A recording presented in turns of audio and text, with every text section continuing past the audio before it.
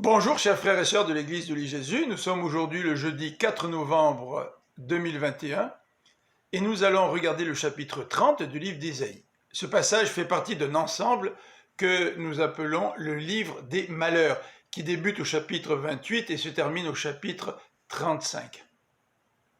Au chapitre 30, Ésaïe va dénoncer l'alliance avec l'Égypte.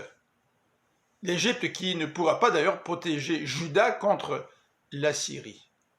L'Égypte sera comme un roseau cassé qui perce la main de celui qui s'appuie dessus. Ésaïe ajoute que cette alliance, elle est illusoire, puisqu'elle est contre la volonté de l'Éternel. En fait, c'est une rébellion contre Dieu. L'Égypte ne sera pour Juda d'aucune utilité, d'aucun secours, d'aucune aide, précise les versets 5 et 7. Cette rébellion, Ésaïe va d'ailleurs la décrire dans les versets 8 à 14 de ce chapitre 30.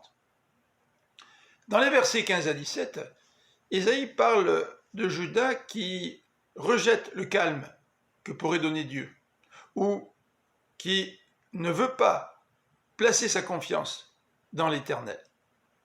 Et cette attitude va entraîner la fuite et la déroute de Juda. Dans les versets 18 à 26, Ésaïe va aborder la question de la grâce et du salut. L'Éternel attend pour faire grâce. Pourquoi? Il fera grâce, mais quand Juda criera à lui, nous dit le verset 19. Et à ce moment-là, il va entendre les paroles, les cris de Juda. Ce Juda qui va abandonner ses idoles, qui va entendre les instructions de l'Éternel, ce Dieu qui va le bénir en lui octroyant du pain, de l'eau, de la pluie. L'Éternel va guérir les blessures du peuple, nous dit le verset 26. Ce chapitre se termine par les versets 27 à 33 qui décrivent la délivrance et le salut. L'Éternel va libérer Jérusalem des Assyriens, ce qui va provoquer des chants de joie et de célébration. Deux pensées pour conclure.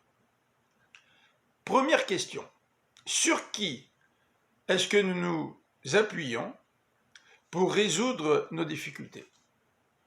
Sommes-nous comme Juda qui place sa confiance dans ses propres plans, c'est-à-dire de s'allier avec l'Égypte?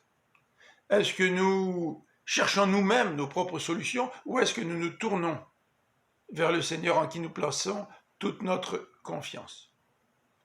Deuxième question, deuxième leçon en quelque sorte. Sommes-nous joyeux de la victoire du Christ sur la mort et le péché? Nous plaçons notre confiance dans un Dieu victorieux. Et en lui donnant la victoire sur ses ennemis, Dieu va provoquer chez Juda une grande joie. Sommes-nous heureux que Christ ait vaincu pour nous la mort et le péché? Je vous souhaite une bonne fin de journée. À demain.